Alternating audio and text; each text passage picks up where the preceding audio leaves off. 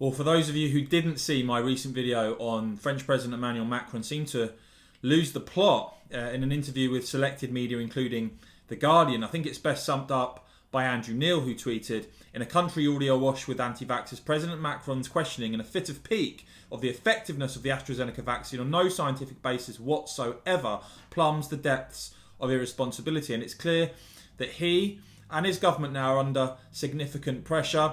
Questions, of course, over the EU's approach on vaccines contrasted with that of Brexit UK. And if you just look at this latest poll, where that puts Marine Le Pen head-to-head with Emmanuel Macron in a second round runoff, you see now that Macron's lead, Macron on 52% versus Le Pen now on 48%. I can't verify this, but it's being claimed that this is the closest ever poll between Macron and Le Pen. This was a Harris poll conducted between January the 19th and 20th. As the Telegraph report now, shock poll lead for Le Pen as Macron accused of wasting time over borders. Border closures no miracle cure, says Macron minister, after Marine Le Pen accuses the French president of wasting time in shutting them. Telegraph also reporting this poll, as I said, Macron on 52 versus Marine Le Pen on 48. Le Pen, of course, talking up the poll, saying it's a snapshot of a moment, but what it shows is that the idea of me winning is credible, plausible even. And this has clearly rattled the Macron government, as they've actually had to respond to some of the things she's saying, with the Europe minister in France, Clément Beaune, quoted as saying the virus has no passport and it's not about barricading oneself in as if this was the miracle cure. Goes on to saying directly that Marine Le Pen knows full well what has happened, or else she doesn't know, and that's even more serious. She needs a reality check. He said, we already use the tools of borders to protect ourselves, but it's a tool for protection, not a magic wand, he told France Inter Radio.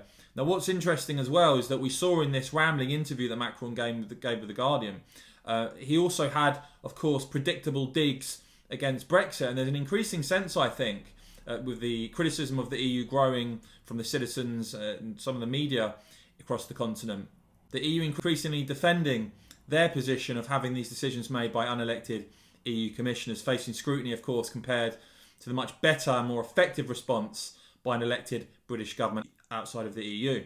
With Clément Beaune, again, the Europe minister, Macron's Europe minister, forced to deny that the EU's handling of the vaccine crisis was the best advertisement for Brexit.